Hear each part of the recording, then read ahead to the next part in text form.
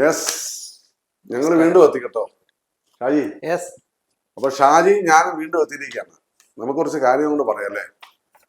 അപ്പൊ എനിക്ക് സംസ്കാരമില്ലാത്ത സാംസ്കാരിക പ്രവർത്തനത്തെ കുറിച്ച് ആദ്യം പറഞ്ഞിട്ട് അല്ലെ ബാക്കി പറയാം. ഈ സംസ്കാരം എന്ന് പറയുന്നത് എന്താണെന്ന് ആദ്യം മനസ്സിലാക്കുക. എന്താണ് അല്ലെ? ഒരു ചിന്താഗതിയാണ്. ഒരു സമൂഹത്തെ എന്താ പരിവർത്തനത്തിലൂടെ മുന്നോട്ട് നയിക്കുക, സമൂഹത്തിന് നല്ല തിരിച്ചറിവുകൾ കൊടുക്കുക, സമൂഹത്തിന് നല്ലത് പറഞ്ഞു കൊടുക്കുക, അങ്ങനെ സമൂഹത്തിനെ നവീകരിക്കുക അവരുടെ ചിന്തകളിലൂടെ. കാരണം എല്ലാവരും ഹൈ തിങ്കിങ് ഉള്ള വ്യക്തികൾ അവരുടെ ചിന്തകളിലൂടെ സമൂഹത്തിന് നല്ലായ മാർഗങ്ങൾ പറഞ്ഞു കൊടുക്കുകയും സാംസ്കാരിക പ്രവർത്തനത്തിലൂടെ സമൂഹത്തെ ഉദ്ബോധിപ്പിക്കുകയും ചെയ്യുന്നതിനാണ് സാംസ്കാരിക പ്രവർത്തകൻ അല്ലെങ്കിൽ സാംസ്കാരിക പ്രവർത്തകർ എന്ന് പറയുന്നത്. തീർച്ചയായിട്ടും അല്ലെ? അതെ. ഇവിടെ നമ്മുടെ കേരളത്തിൽ കുറച്ച് പേര് ഇറങ്ങിയിട്ടുണ്ട്. ഇവരെന്തോ വലിയ വടിയാണ് ചേനയാന്നൊക്കെ പറഞ്ഞുകൊണ്ട് വെറും പരസ്യത്തിന് വേണ്ടിയിട്ട് അവരെന്തൊക്കെയോ ആണെന്ന് മറ്റുള്ളവരെ ബോധ്യപ്പെടുത്തണമെന്നൊരു സ്വയം എടുത്ത തീരുമാനം. സ്വയം പൊങ്ങികളാ. അത് ഒന്നാമത്തെ കാര്യം, ഒരു കാര്യവും വിലയിരുത്താതെയും പഠിക്കാതെയും അവര് സംസാരിക്കുന്നുള്ളതാണ് ഏറ്റവും വലിയത്. കഴിഞ്ഞ ദിവസം ഒരു ഫേസ്ബുക്ക് പോസ്റ്റിനകത്ത് കുറെ പേരുടെ പേര് എഴുതിയിട്ടുണ്ട്. അതിനകത്ത് പലരെയും നമ്മൾ അറിയത്തില്ല. അത് അതല്ല, ഞാനോർത്ത് ഒ പി വിജയൻ സാറ് തിരിച്ചു വന്നു, അല്ലെങ്കിൽ അഴിക്കോട് സാറൊക്കെ, അവരെയൊക്കെ നമുക്ക് അംഗീകരിക്കാം. ഒന്നും അറിവും ഉണ്ട്, വായനയുണ്ട്. അതിനകത്ത് സുനിൽപിയുടെ അതെനിക്ക് ഭയങ്കര വേദനയുണ്ട്. കാരണം അദ്ദേഹത്തെ ഞാൻ ഇഷ്ടപ്പെടുന്ന ആളാണ്. അദ്ദേഹം ഇടതുപക്ഷ ചിന്താഗതിക്കാരാണ്. പക്ഷെ രാഷ്ട്രീയത്തിന് അപ്പുറമായി മാറ്റി നിർത്തിയാൽ ചില നല്ല താത്വികമായ ചിന്തകളും വിശകലനങ്ങളും വീക്ഷണമുള്ളതാണ് വ്യക്തിയാണ് അദ്ദേഹം. അങ്ങനെ ഇത്ര അറിവുള്ള ഒരാൾ ഇതിനകത്ത് പോയി വീണെന്നുള്ളത് എന്നെ അത്ഭുതപ്പെടുത്തി. ബാക്കിയൊക്കെ പോട്ടെ, ഇത് സംഘടിതമായി ചെന്ന് ചേർക്കല്ലേ ഇതിനകത്തോട്ട്. അല്ലെങ്കിൽ ചിലപ്പോ അവർ അങ്ങനെ അറിഞ്ഞിട്ടുണ്ടോ എന്ന് അറിയത്തില്ല. അദ്ദേഹത്തിന്റെ പേരൊക്കെ ഇതിനകത്ത് വെച്ചെന്നു. പിന്നെ അതൊരു ധന്യരാമൻ ചാനൽ ചർച്ച ദിലീപിനെതിരായിട്ട് അല്ല, അത് അജണ്ടയുടെ ഭാഗമായിട്ട് സംസാരിക്കുന്നില്ല. ധന്യരാജനൊക്കെ വിവരമുള്ള ആൾക്കാരാകട്ടെ, പക്ഷെ അവരിങ്ങനെ സംസാരിക്കുന്നത് എന്താണെന്ന് എന്നെ അത്ഭുതപ്പെടും. അവർ വൺ സൈഡ് മുൻവിധിയാ അവർക്ക് കാര്യങ്ങൾ അറിയാവുന്ന ആൾക്കാരല്ലേ. അല്ല, അവർക്ക് മുൻവിധിയാണ്. ഇത് അടിച്ചേൽപ്പിച്ച് ഇതെങ്ങനെയെങ്കിലും ഇത് ഒരാളുടെ തലയിൽ കൊടുക്കണമെന്നുള്ള മുൻവിധിയോടെയാണ് സംസാരിക്കുന്നത്. ഞാൻ സാറുമായിട്ടുള്ള പല ചർച്ചകളും ഞാനത് കണ്ടിട്ടുണ്ട്. അതിനകത്ത് വേറെ പ്രശ്നമുള്ളത്, ഇപ്പൊ ഇതിനകത്ത് ഇപ്പോ ഒക്കെ സാംസ്കാരിക പ്രവർത്തകർ ഇവര് തന്നെ പറയുകയാണ്. അതായത് വലിയൊരു ലിസ്റ്റ് ഉണ്ട്.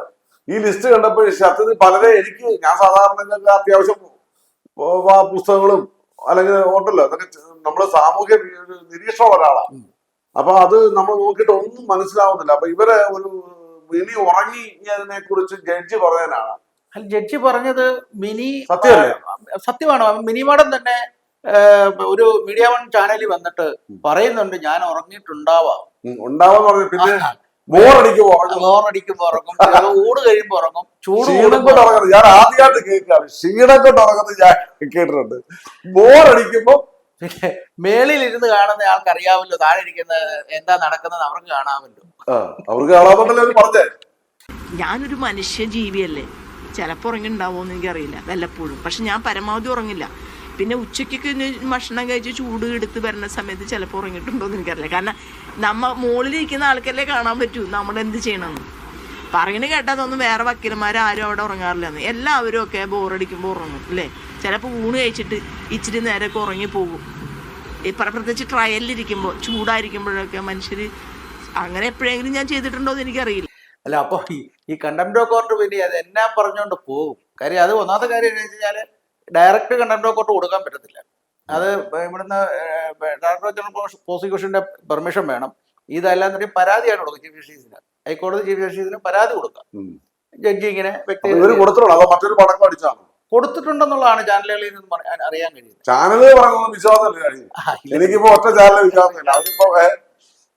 കാര്യം ചെയ്യാൽ ഈ കാര്യങ്ങൾ അറിയാൻ വേണമെങ്കിൽ ഇതിന്റെയൊക്കെ പുറകെ പോയി നാണം കെടും വീണ്ടും. അല്ല, ഇതൊരു ഐവാഷിങ് എന്നറിയാം. അതായത് ഞാൻ ഉറങ്ങിയിട്ടില്ല എന്ന് ബോധ്യപ്പെടുത്തിയിട്ട് ഞാൻ ഹൈക്കോടതി ചെന്നു എന്ന് കാണിച്ചുകൊണ്ട് എന്റെ ഭാഗത്തുനിന്നോ ന്യായമുണ്ടെന്നോ വരുത്തി തീർക്കാനുള്ള ഒരു ശ്രമമായിട്ടാണ് ഞാൻ എന്നെ കാണുന്നത്. അവിടുന്ന് കടലാസ് എടുത്ത് എറിയുമെന്ന് തോന്നുന്നു. ഇനി ഫൈൻ ഇടാതിരുന്നാൽ കുഞ്ഞുങ്ങളുടെ ഭാഗ്യം. ഉറങ്ങിയില്ല, നമ്മൾ കോടതിയിലായിടണം. ഉറങ്ങിയില്ലെന്ന് പറയണം. അല്ല, ഇവര് അഡ്മിറ്റ് ചെയ്തല്ലോ. ഇവര് ഓൾറെഡി ഒരു ടിവിയുടെ ഒരു ക്യാമറയുടെ മുമ്പിൽ വന്നിട്ട് ഒരു ടി വി ചാനൽ മുമ്പിൽ അഡ്മിറ്റ് ചെയ്തു. ഈ ചെയ്ത സാധനം പിന്നെ ഇവര് പരാതിയായിട്ട് പോയിട്ട് തന്നെ കാര്യം ഇരിക്കുന്നത്. ആ ചെയ്ത കാര്യമല്ലേ കോടതി പറഞ്ഞോളൂ. അത് മാത്രമല്ല ഷാജി, ഞാൻ ചോദിക്കുന്നത്, കോടതി ഡിജിപിക്കെതിരായിട്ട് ഇവർ എന്തൊക്കെയാണ് പറഞ്ഞു കുലബയും പറഞ്ഞത്? തീർച്ചയായിട്ടും അതാണ് കണ്ടംപ്റ്റ് റിപ്പോർട്ട്. അതല്ലേ കോടതി, ആ കോടതിയിൽ നിന്ന് ഇവർക്ക് എടുക്കാൻ പറ്റത്തില്ലല്ലോ. ആ നിയമത്തെ കുറിച്ച് ഷാജി ഒന്ന് പ്രേക്ഷകർ പലരും ചോദിച്ചിട്ടുണ്ട്. അല്ല, അതായത് ശരിക്കും പറഞ്ഞു കഴിഞ്ഞാല് നമ്മുടെ ഈ ആർട്ടിക്കിൾ 19 നമുക്ക് തരുന്ന ഈ ഫ്രീഡം ഓഫ് സ്പീച്ച് എന്ന് പറയുന്നതിനെ ഇവർ ദുരുപയോഗം ചെയ്യണം. അതിനകത്ത് വിധിയെ നമുക്ക് അനലൈസ് ചെയ്യാം, വിധിയെ നമുക്ക് എങ്ങനെ വേണേലും വിമർശിക്കാം, അതൊക്കെ ചെയ്യാം. പക്ഷെ ഒരു കോടതി ആവശ്യമില്ലാതെ ഇവർ സ്വാധീനിക്കപ്പെട്ടെന്നും ഇവര് പണം വാങ്ങിയിട്ടാണ് ഇത് ചെയ്യുന്നതൊക്കെ പറയുന്നതൊക്കെ അതാണ് കണ്ടംപ്റ്റ് ഓഫ് കോർട്ട്. അത് മനസ്സിലാക്കാതെ ഇവര് ഉറങ്ങിയ കാര്യം പറഞ്ഞതും ഇവര് കോടതിയിൽ വരാഞ്ഞ കാര്യം പറഞ്ഞതും മാത്രം പറഞ്ഞുകൊണ്ട് ഇവര് ഇതിൽ നിന്ന് രക്ഷപ്പെടാനായിട്ട് ശ്രമിക്കുന്നതിനകത്ത് അർത്ഥമുണ്ട്. എന്തെല്ലാം പറഞ്ഞു, നേരത്തെ അറിയാമായിരുന്നു കോടതി സ്വാധീനിക്കപ്പെട്ടു, ഈ പാർഷ്വാലിറ്റിയിലാണ് കോടതി നിൽക്കുന്നത് എന്നൊക്കെ അറിയാമായിരുന്നു. ഈ ഉറങ്ങിയ ആളെങ്ങനെ അറിയുന്നേ? അതല്ലാതെ കന്യാകുമ്പം വിളിച്ചാ പോരായിരുന്നു. ഈ ഉറങ്ങുന്നവരെ വിളിക്കേണ്ട ഒരാവശ്യമില്ല. കന്യാകുമ്പോ കന്യായെന്ന് പറഞ്ഞ് വിളിച്ചാ പോരാ. ചെയ്തില്ല. അപ്പൊ അതുകൊണ്ട് കണ്ടംപ്റ്റ് ഓഫ് കോർട്ട് ഇപ്പൊ പകർക്കെതിരെ വരുന്നുണ്ട്. ഇപ്പൊ നമ്മുടെ ചാൾസ് ജോർജ് അല്ലേ, നമ്മുടെ അദ്ദേഹം വെച്ച് വിവരമുള്ളതാണ്. എനിക്ക് അയാളെ ഇഷ്ടമായിരുന്നു ആ മനുഷ്യന്.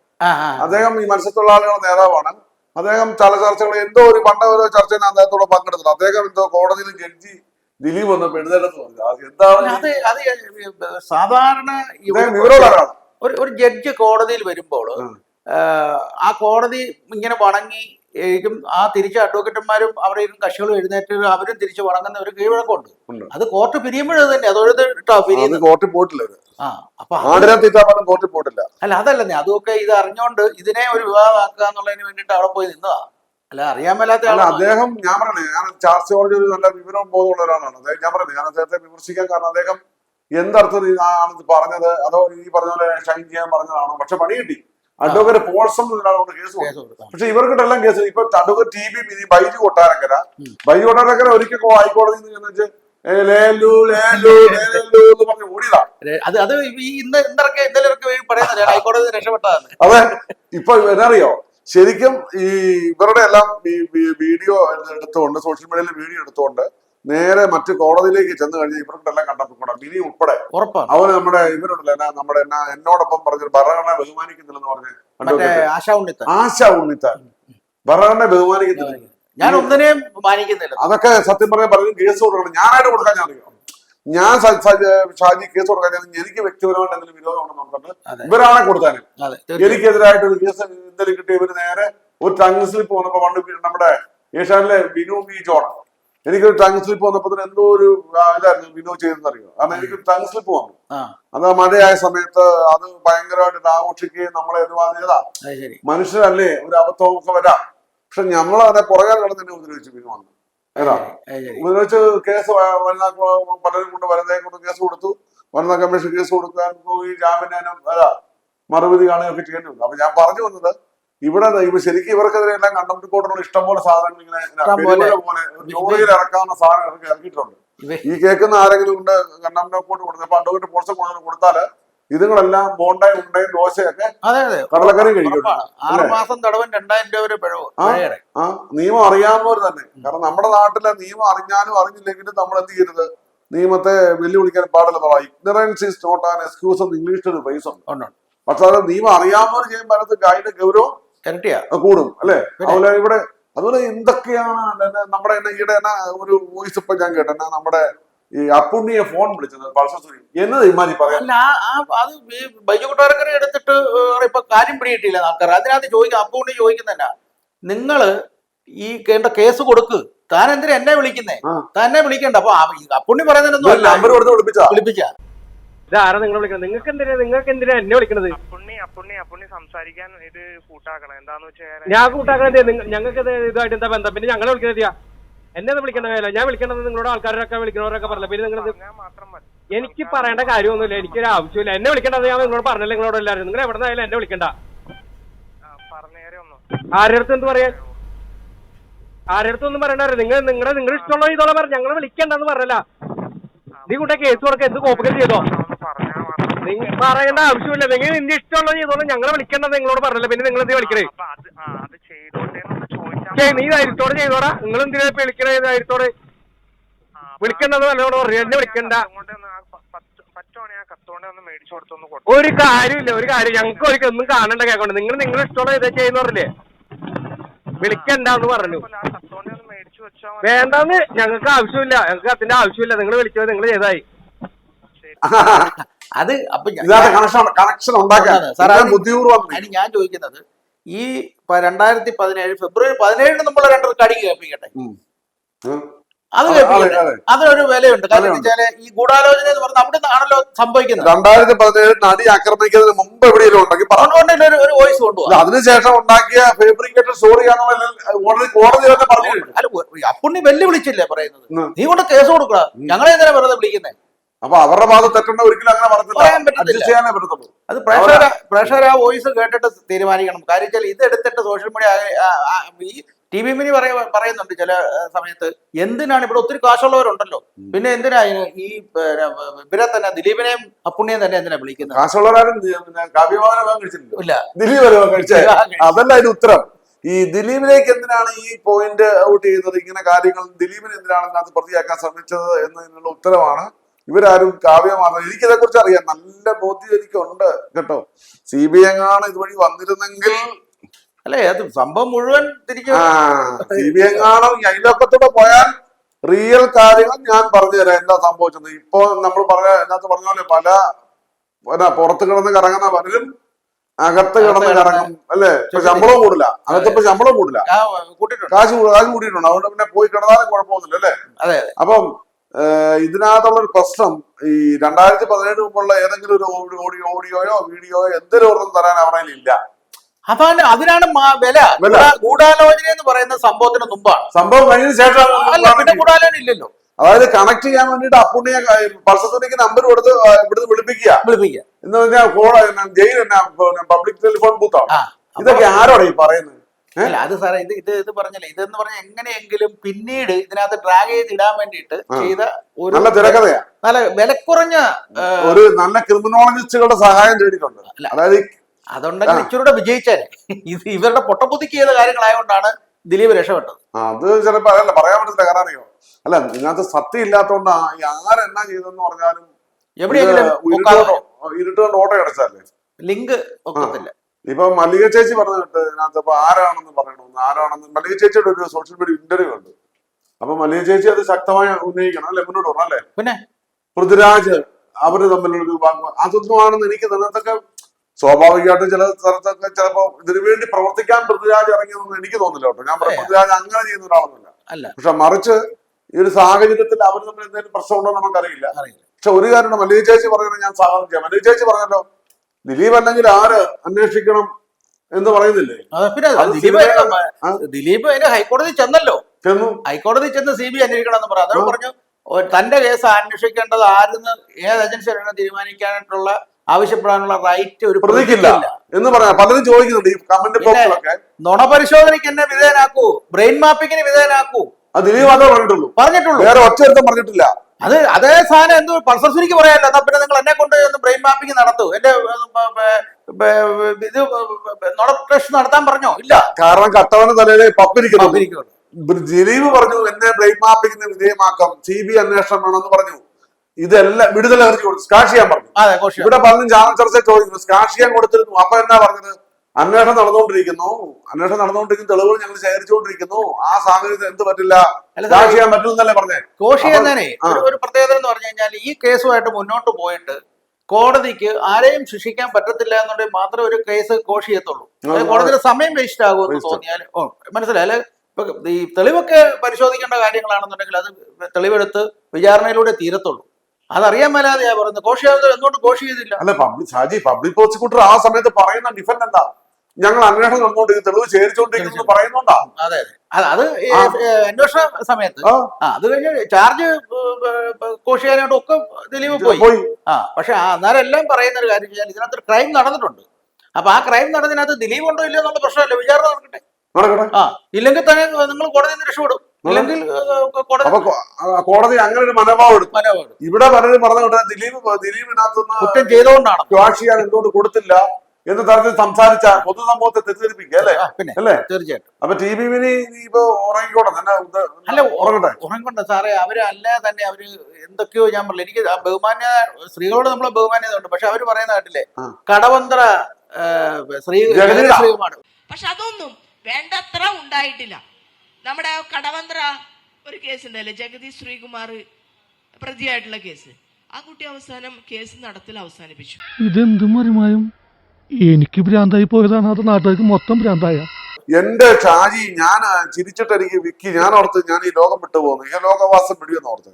നമ്മുടെ TV വിനി പറഞ്ഞത് ജഗതിയുടെ കടവന്തര കേസ്, അങ്ങനെ കേസില്ല. അങ്ങനെ കേസ് കേരളത്തിൽ ഉണ്ടെങ്കിൽ പ്രേക്ഷകര് ഞങ്ങൾക്കൊന്ന് കമന്റ് ചെയ്യണം. കാര്യം എന്ന് വെച്ചാൽ ഇതൊന്ന് അറിയാനുള്ള ഒരു മോഹം കൊണ്ട് ഇങ്ങനെ ഒരു കേസിനകത്ത് ജഗദീഷ് ശ്രീകുമാർ മഹാനടൻ, മലയാളത്തിന്റെ മഹാനടൻ പെട്ടിട്ടുണ്ടോ? വെറും വെള്ളിയാഴ്ചയില്ല, ഞായറാഴ്ചയില്ല. ഇല്ല. വെറും വെള്ളിയാഴ്ചയില്ല, ഞായറാഴ്ചയില്ല. ശരിക്കും ഭയങ്കര കോമഡി കേട്ടോ. അത് അതിജീവിതയ്ക്ക് വേണ്ടി വേറെ വക്കീൽമാരൊന്നും ഇല്ലായിരുന്നു. മാത്രമല്ല ഇഷ്ടംപോലെ കാശുള്ളവർ എത്രയോ പേരുണ്ടായിരുന്നു അല്ലേ?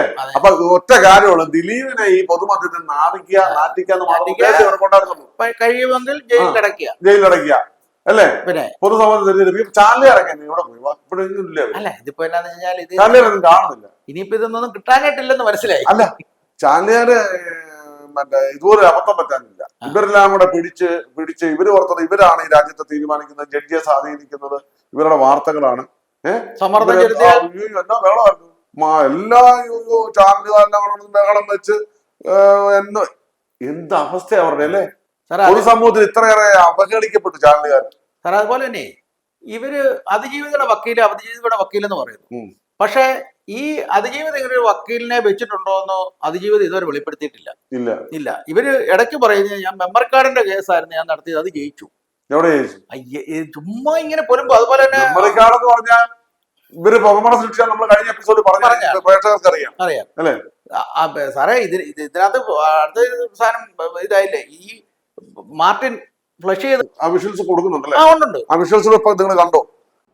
മാർട്ടിൻ എന്തിനാണ് മെമ്മറി കാർഡ് നശിപ്പിച്ച് ഫോൺ നശിപ്പിച്ച് ബാത്റൂമിലിട്ട് ആ സമയത്ത് ഫ്ലഷ് ചെയ്ത് കളഞ്ഞത്? കൃത്യമായിട്ട് ഇത് കണ്ടതുപോലെ പറയുകയാണ്. ശരിക്കും പറഞ്ഞാൽ ഇവരുടെ ഉദ്ദേശം പൊതുമധ്യത്തിൽ അറിയപ്പെടുക, 10 കേസ് കിട്ടുക അല്ലെ? സാംസ്കാരിക പ്രവർത്തനത്തെ കുറിച്ച് എനിക്ക് ഇഷ്ടപ്പെട്ടത്. കാരണം ഇവിടെ മറ്റ് പാവപ്പെട്ട പെൺകുട്ടികൾ സാധാരണക്കാരെന്ന് പീഡിപ്പിക്കപ്പെടുമ്പോൾ ഈ സാംസ്കാരിക പ്രവർത്തകരുടെ അണ്ണാക്കിൽ തന്നെ പിരിവെട്ടിരിക്കും. അതവര് വലിയ മറ്റേ പണം തിന്നുമായിരുന്നു.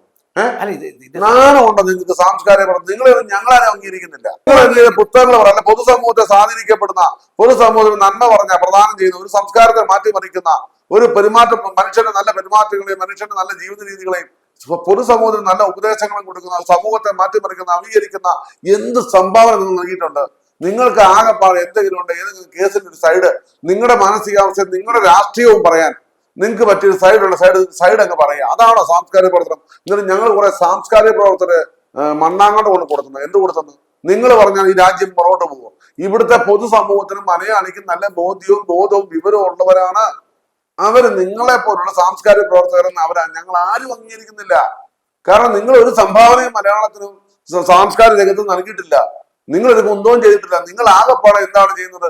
നിങ്ങളുടെ രാഷ്ട്രീയം നിങ്ങൾ അനുസരിച്ച് അതിനനുസരിച്ച് നിങ്ങൾ എന്ത് ചെയ്യുന്നു? വെറും അല്ലേ എന്താ ഇവര് സാറേ എനിക്ക് പറയാനുള്ള എനിക്കത് ദോഷമായിപ്പോയി. ഈ ഇവര് ചിന്തിക്കുകയാണെങ്കിൽ ഇവര് ടിബിമിനിയുടെ ചില പ്രസ്താവനകൾക്കെതിരെ അതിജീവിത അപമാനം ഉണ്ടാകുന്ന പ്രസ്താവനക്കെതിരെ ഇവര് വർത്താനം പറയണം. പറഞ്ഞില്ല. അവര് പറഞ്ഞ തന്നെ ഈ ദിലീപ് പീഡിപ്പിച്ച പോലെ അതിജീവിതയ്ക്ക് പ്രശ്നം. സാംസ്കാരിക പ്രവർത്തകരല്ലേ നിങ്ങളോട് ഒറ്റ കാര്യം ചോദിക്കട്ടെ. ഈ ദിലീപ് പീഡിപ്പിക്കുവായിരുന്നെങ്കിൽ അതിജീവിതയ്ക്ക് പ്രശ്നമില്ല. ഈ ടിബിമിനി പറഞ്ഞപ്പോ നിങ്ങളുടെ സംസ്കാരം ഇവിടെ കാശിക്ക് പോയോ?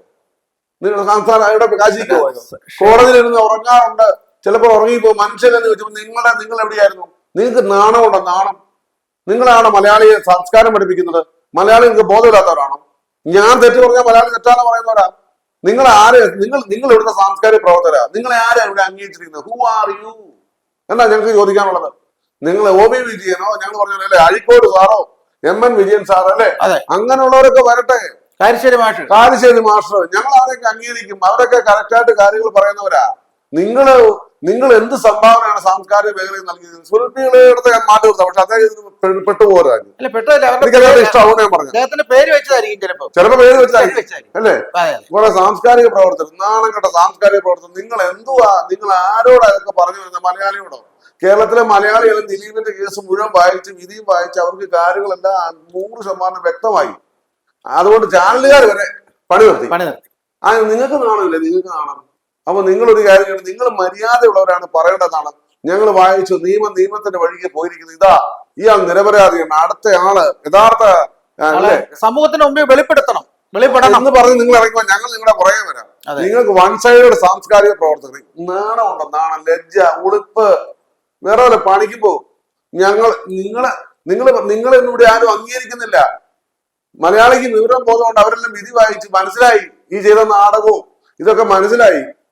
ഇതാണ് നിങ്ങളുടെ സാംസ്കാരിക പ്രവർത്തനം. ഒരു സമൂഹത്തെ മുന്നോട്ട് നയിക്കാൻ നിങ്ങളുടെ നവീകരണം, തെറ്റായ മാർഗങ്ങളും തെറ്റായ സന്ദേശങ്ങളും മനുഷ്യന് പറഞ്ഞു കൊടുക്കുന്നതാണ് നിങ്ങളുടെ സാംസ്കാരിക പ്രവർത്തനം. അതുകൊണ്ട് അർഹിക്കുന്ന അവജ്ഞയോടെ പൂർണ്ണമായി നിങ്ങൾ അതിനെ തള്ളിക്കളെ. തീർച്ചയായിട്ടും ദിലീപിന്റെ ചർച്ചകൾ ഞങ്ങൾ മുന്നോട്ട് കൊണ്ടുപോകാൻ ആഗ്രഹിക്കുന്നില്ല. പക്ഷെ ഏതെങ്കിലും സമയത്ത് ആവശ്യമാണ് ഞങ്ങൾ വീണ്ടും ആ ചർച്ചയാണ് മുന്നോട്ട് വരും. ദിലീപിന്റെ ചർച്ചകൾ ഞങ്ങൾ മുന്നോട്ട് കൊണ്ടുപോകാൻ ആഗ്രഹിക്കുന്നില്ല. പക്ഷെ പശു പുളിയും പോയി അവസാനിച്ച കാര്യമാണ്. പക്ഷെ ഇങ്ങനെയുള്ള ചില ഈ കുൽസിത വാർത്തകൾ കാണുമ്പോഴേ നമ്മൾ വീണ്ടും ചില ആൾക്കാർ ഇങ്ങനെ ചൊറിയുമായിട്ട് ഇറങ്ങുമ്പോ ചൊറിഞ്ഞുകൊണ്ട് ഇറങ്ങുമ്പോഴേ തിരിച്ച് ചൊറിയാൻ ഞങ്ങൾ ഇവിടെ കാണും. അങ്ങനെ ഇവിടെ ചോദിക്കാനും പറയാനും ആളുണ്ട്. തെറ്റ് ആണെങ്കിൽ ഞങ്ങൾ ചോദിക്കാൻ പറ്റില്ല. ദിലീപിനെതിരായി ഒരു നീതിമാനായ ഒരു മനുഷ്യനെതിരായി നിങ്ങൾ മുന്നോട്ട് വരുമ്പോ ഞങ്ങളുണ്ടാവും. ബൈജു കൊട്ടാരക്കരയ്ക്ക് TV വിനിക്കെതിരെ വേറെ കേസ് ഇപ്പൊ വരും കോടതി ലക്ഷ്യത്തിന്. അറിയാമോ? ഞങ്ങളത് അറിഞ്ഞുകൊണ്ട് കൊടുക്കാനതാ. അതുകൊണ്ട് നിങ്ങൾ ആരെയും പേടിപ്പിക്കൊന്നും വേണ്ട. ദിലീപിന്റെ ഒരു പ്രശ്നമാണ് ഞങ്ങളുണ്ടാവുന്നത് നീതിമാനായുണ്ട്. തീർച്ചയായിട്ടും ഞങ്ങൾക്ക് ഈ ചർച്ച മുന്നോട്ട് കൊണ്ട് ദിലീപിന്റെ പ്രശ്നം മുന്നോട്ട് കൊണ്ടുവന്ന ഓരോ ആഗ്രഹമില്ല. ഞങ്ങൾക്ക് പൈസയും കിട്ടാറില്ല, ഒന്നും കിട്ടാറില്ല യൂട്യൂബിനകത്ത്. ഉള്ളത് പറയാം. സബ്സ്ക്രൈബ് ചെയ്യണം കേട്ടോ. വേറെ സാധനമൊക്കെ വരുന്നുണ്ട്. അതുപോലെ നാദിഷ, ഇന്ന് പലരും കമന്റ് ബോക്സിൽ ചോദിച്ചു നാദിഷ എവിടെ. നാദിഷ വരാതിരുന്നപ്പോഴാണ് ഞങ്ങൾ നാദിഷയെ കുറിച്ച് നാദിഷ ആ രാത്രി എന്നോട് പറഞ്ഞത്. നിങ്ങൾ മിക്കരും നോക്കൂ, നാദിഷയുടെ ഞങ്ങൾ പിൻവലിച്ചു. കാരണം നാദിഷായ നമ്മുടെ ചാനൽ വന്ന് പറയാനിരിക്കുന്ന സമയത്താണ് എന്ത് ചെയ്യുന്നത്, ഞങ്ങൾ ഈ എപ്പിസോഡ് വിട്ടത്. ആ സമയത്ത് കുറെ സോഷ്യൽ മീഡിയയിൽ കുറെ മറ്റവന്മാര് നാദിഷയുടെ നാദിഷയുടെ പെൺമക്കളുടെ എല്ലാം ഫോട്ടോ ഇട്ടുകൊണ്ട് ഇത് ആഘോഷിക്കുകയായിരുന്നു. നാദിഷ വളരെ വിഷമത്തോടെ എന്നോട് വിളിച്ചു പറഞ്ഞു, ഇത് കണ്ടോ ചെയ്തിരിക്കുന്നതെന്ന്. അവരെ കൊണ്ട് പിൻവലിപ്പിക്കുകയും ചെയ്തു. നാദിഷ തന്നെ പിൻവലിച്ചു. അതുകൊണ്ട് നാദിഷയ്ക്ക് മാനസിക വിഷമമുണ്ട്. അതുകൊണ്ടാണ് നാദിഷ വരാതിരിക്കുന്നത്. നാദിഷ വരും ഈ ഒരു വിഷമസ്ഥിതി കഴിയട്ടല്ലേ. അങ്ങനെ പലരും കമന്റ് ബോക്സിൽ ചോദിക്കുന്നുണ്ട്. ഞങ്ങള് നാദിഷ വരുമെന്നുള്ള കാര്യത്തിൽ ഞങ്ങൾ പറഞ്ഞ സത്യസത്യമായ കാര്യമാണ്. നാദിഷ ഇങ്ങനെ ആവശ്യപ്പെട്ടതിനോട് വളരെ വിഷമത്തോടെ ദിവസം രാത്രി വിളിച്ചു പറഞ്ഞു. അദ്ദേഹത്തിന്റെ വൈഫിന്, മക്കൾ, പെൺപിള്ളേർക്കൊക്കെ ചുമ്മാ സോഷ്യൽ മീഡിയയിൽ ആർക്കും എന്തും ചെയ്യാം അല്ലേ, എന്തും ചെയ്യാം. ഈയിടെ കഴിഞ്ഞാൽ ഒരു സ്ത്രീ ഒരു പാവ മനുഷ്യൻ ബസ്സിൽ ഉപദ്രവിച്ചെന്ന് പറഞ്ഞോണ്ടല്ലേ അയാൾ ആത്മഹത്യ എന്ന് പറഞ്ഞോട്ടെ. എന്ത് കഷ്ടമായത്. പാവപ്പെട്ട ഒരു മനുഷ്യൻ ഒരുമിട്ടിറങ്ങിയിരിക്കുക പലരും. നിങ്ങളൊന്ന് ആലോചിച്ച് നോക്കിയാൽ നാളെ ഈ നമുക്ക് ആർക്കെതിരെ ഒരാളെങ്കിലും ഒരു പെണ്ണ് വന്ന് പറഞ്ഞ് ജനം വിശ്വസിക്കും. ആത്മാഭിമാനമുള്ളവർ എന്ത് ചെയ്യും? ആത്മഹത്യ ചെയ്യും. നിങ്ങൾ ആലോചിച്ച് നോക്ക്.